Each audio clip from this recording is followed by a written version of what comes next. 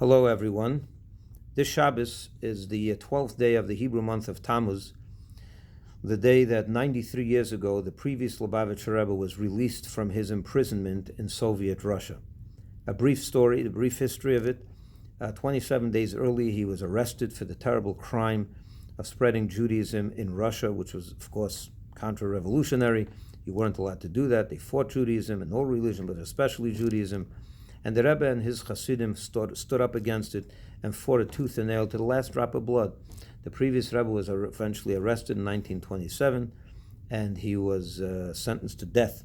And thank God, by miracles and intervention, this sentence was overturned to 10 years in prison, and that was also then turned over to a full release. And so he was in total in prison and under this threat for 27 days. And on the 12th day of Nisan, he was released to go back home and live his life. And it's a great celebration, and it marked a new beginning for the story of Russian Jewry. And although they forced him to leave Russia at that point, but he opened the door for a thriving Jewish experience in Russia until today when you look. So eventually, ultimately, when you analyze that, that's the history and that story. The previous Rebbe won that battle against the most fierce of all governments, the most powerful regimes in the world at the time. And I just want to mention that the Rebbe writes in his diary that when he was arrested, at first he made the decision right away that he will not be intimidated one iota by these people. He will not recognize their authority at all. He will ignore them and be who he wants to be, when he wants to be. And that's the way he behaved, even in the worst conditions of his imprisonment. And it drove them crazy, but eventually he broke them. And in other words, he was in a terrible, oppressed place, in a horrible experience, but he was a free man. He felt like a free man. I want to contrast that a little bit with this Shabbos happens to also be the 4th of July, and it's the day of American independence. And lately, with everything that's going on in America and this debate that goes on and rages around us, race relations and the origins of America, statues being thrown down, it made me think about the foundations of America and the truth of it all. And I want to say that while not everything was 100% perfect in the early days of America, but I believe that the foundation of America, which is the U.S. Constitution, the Bill of Rights, which was written and which eventually became the basis and the foundation of all the freedoms that we have, that our black brothers have, the African Americans, everyone has. The emancipation in the 1860s came as a result of this document. There's no question about that. In other words, the document itself was the foundation of good. It was the foundation of faith in God, and that upon that was built a society of freedom. It may have taken some time, and regretfully it took too much time, but it became the foundation of everything good. And therefore, when we celebrate the 4th of July, it's important to recognize what's important here and what's less important. What's important is that the foundation of this country is good. Was everyone back then a saint? No, of course not. Were there sinful behavior? Of course there was. There always will be. That's a fact. But the point is that the founding document became the basis for all the good that came later. As long as it took, but that was the foundation, and they were good people.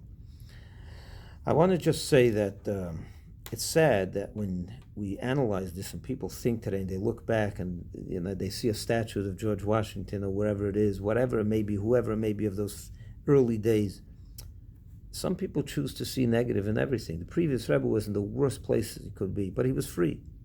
Some people there in the land of the free, there's the most free society in the world that the world has ever seen. And yet, they are still victims. They feel like victims. They see in everything a negative. It's so sad. It's really a tragedy. Instead of looking at what this is all based on, yes, there were people that weren't good, and thank God that it's something of the past. But the document itself, the founding principles of this country were very, very good. And upon that, we built a society that has afforded people the greatest freedoms ever. It's a land of compassion. The Lubavitcher Rebbe, our current Rebbe, he always referred to this to the United States government as a Malchus Shel Chesed, a kingdom of kindness, because this Constitution did produce a kingdom of kindness. And we should never forget that. We should never forget that. You can be in Soviet prison and be free, and you can be in an American free society and be in shackled enslavement. It's a terrible thing, it's a reality, but it's all how things are in your mind, the perspective you have. Do you see everything as bad, or do you see everything could you see everything as positive? It doesn't mean to fool yourself. No, I don't think we should look at bad and say it's good.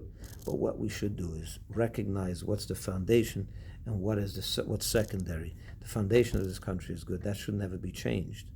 Could we reform? Could we make better? Of course. And we have always done that. The last 250 years has been nothing but that. And we'll continue to do that.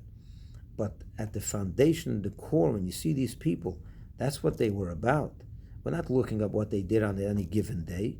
We're looking about what they founded here. They founded a great society, a society that has afforded the greatest freedoms to all peoples. So I want to wish everyone a wonderful Yud Beis Tammuz, 12th of Tammuz, a celebration of a man that represented freedom, represented God's freedom, represented Judaism, unadulterated Judaism, in the worst of conditions. And he won, because he was a free man internally. He wasn't intimidated by his surroundings.